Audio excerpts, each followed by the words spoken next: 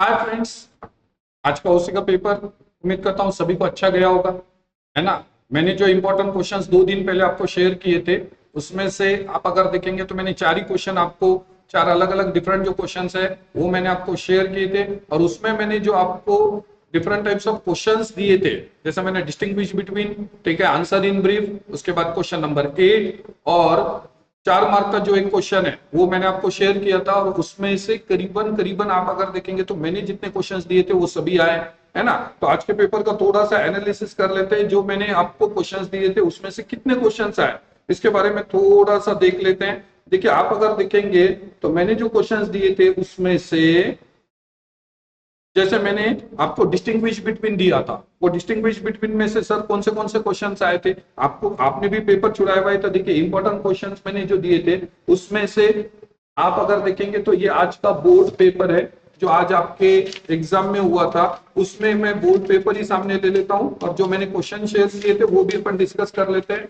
जैसे मैंने आपको बोला था, देखिए डिस्ट्रिक्ट कमीशन है, नेशनल कमीशन करने को बोला था, तो यहाँ डिस्ट्रिक्ट कमीशन है और नेशनल कमीशन मैंने करने को बोला था। वैसा ये क्वेश्चन हर एग्जाम में आता है, मैंने आपको जब पढ़ाया था तब भी बोला था कि ये क्वेश्चन बहुत इंपॉर्टेंट है।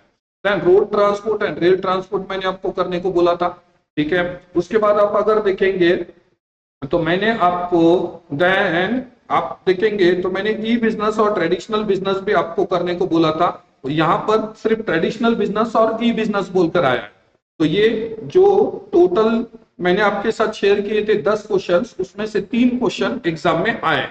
Okay, then question number 5, answer in brief. देखिए यहाँ बोला हुआ है explain any 4 rights of consumer. देखिए मैंने यहाँ पर बोला था explain any 4 rights of consumer, वैसे के वैसा क्वेश्चन एग्जाम में पूछा गया।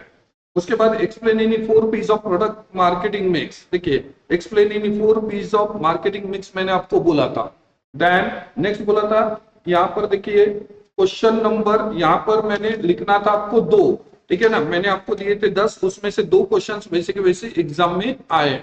ओके, उसके बाद आप अगर देखेंगे तो आते हैं क्वेश्चन नंबर 7 पे। क्वेश्चन नंबर 7 में देखिए मैंने आपको बोला था explain the importance of marketing to the consumer, explain the importance of marketing to the society and consumer बोला था, उसमें से देखिए सोसाइटी के बजाय उसने कंज्यूमर पूछ लिया है, तो ये भी क्वेश्चन वैसे के वैसे आया है। Explain the functions of entrepreneur, आप अगर देखेंगे तो देखिए explain the functions of entrepreneur, explain any 5 functions of entrepreneur, है ना।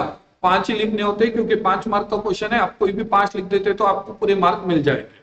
Then explain any 5 principles of scientific management, explain the principles of scientific management, ये भी क्वेश्चन वैसे के वैसा एग्जाम में आया है। तो मैं बोल सकता हूं कि क्वेश्चन नंबर 7 मैंने आपको टोटल 8 दिए थे, वो 8 में से 3 वैसे के वैसे एग्जाम में आए।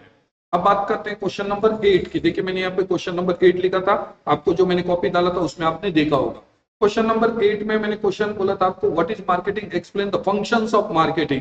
ये देखिए एकदम यहां पर है, what is marketing, explain the functions of marketing, define marketing, explain the functions of marketing, वैसे के वैसा question. Then what is warehouse, explain the types of warehouse. देखिए define warehouse, explain the types of warehouse, मैंने functions और types बोला था, types of warehouse exam में पूछा गया है।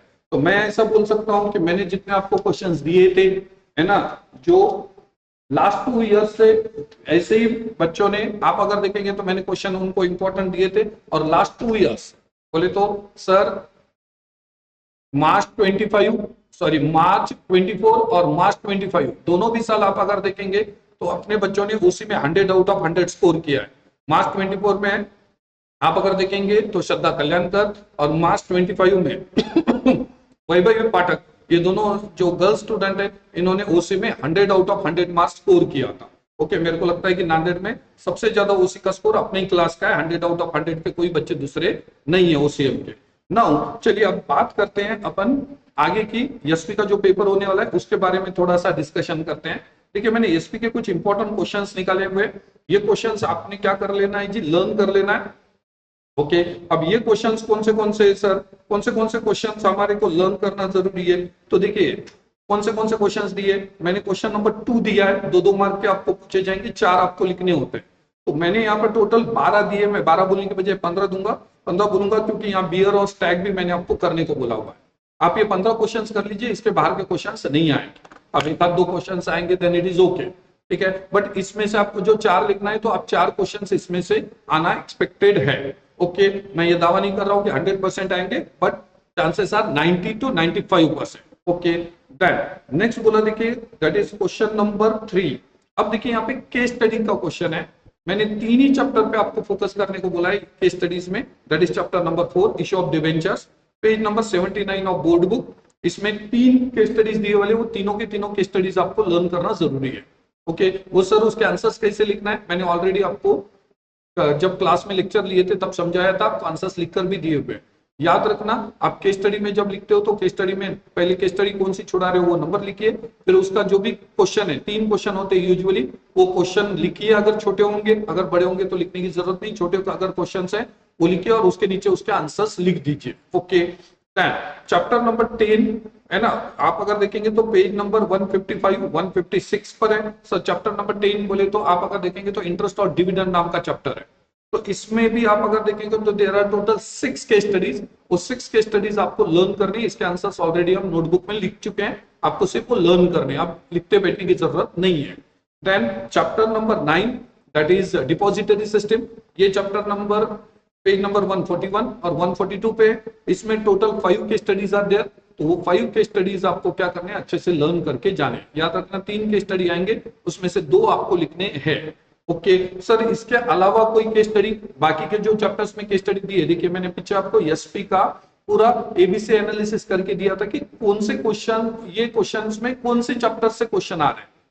खास करके केस स्टडीज का मैंने आपको ये करके दिया, एनालिसिस करके दिया है, एक बार वो एनालिसिस जरूर देख लेना। अगर आपको वो एनालिसिस नहीं मिल रहा है तो एक बार आप मेरे को व्हाट्सअप कर देना, मैं एनालिसिस फिर से आपको भेज दूंगा। नेक्स्ट क्या बोला हुआ है देखिए, distinguish between, total 11 distinguish between मैंने आपको दिए हैं, आपको ये 11 अच्छे से लर्न कर लेने, ठीक है।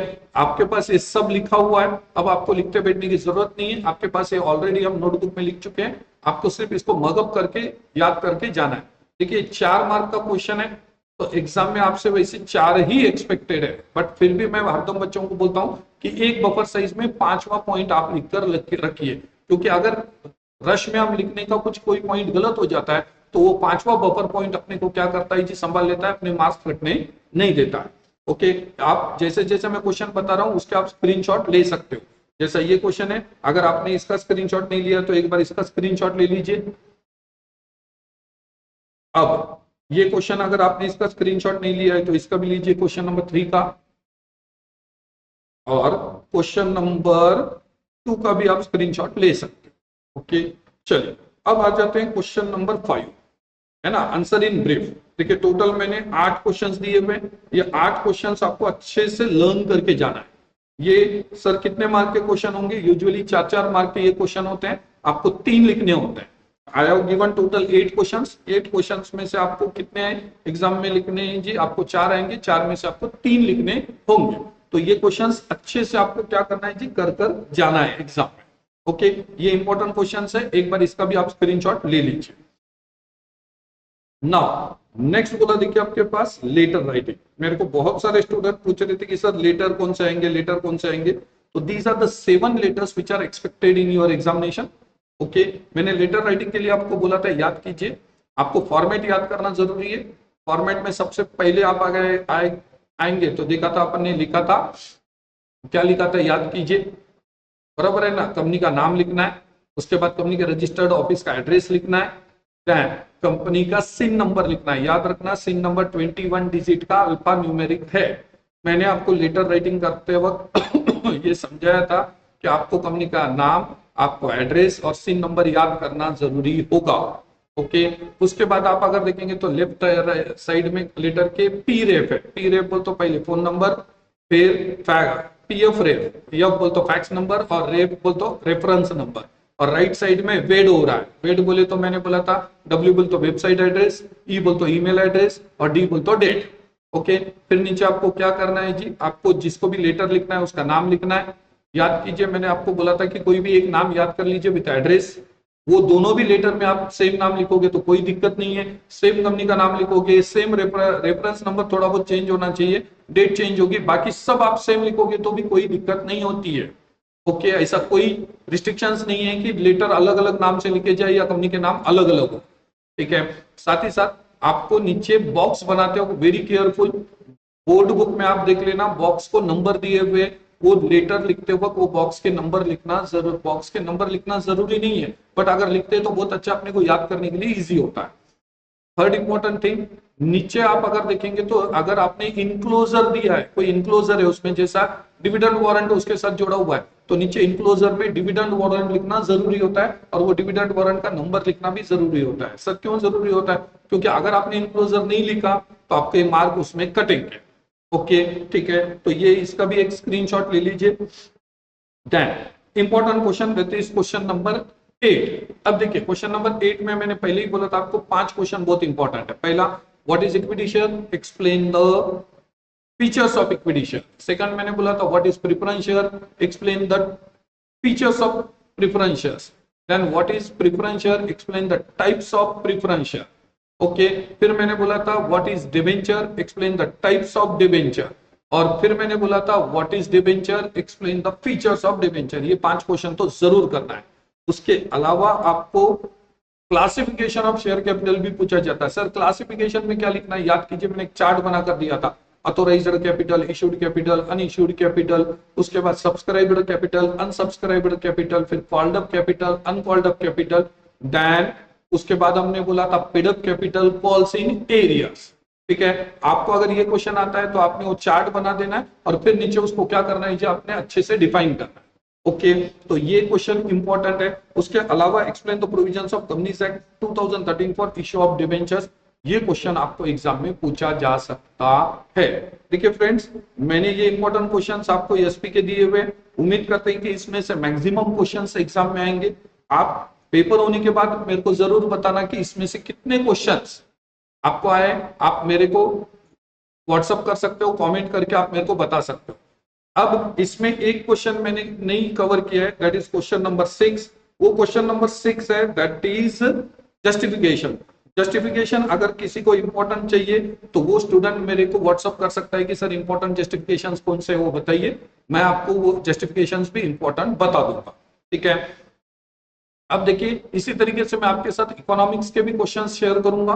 ठीक है, ऐसा ही एक वीडियो बनाकर मैं आपको इकोनॉमिक्स का भी क्वेश्चन शेयर करूंगा, और साथ ही साथ मैं अकाउंट्स के भी जो इंपॉर्टेंट क्वेश्चन है वो शेयर करूंगा। अकाउंट्स के लिए वैसा एक ही दिन का आपको छुट्टी मिल रहा है।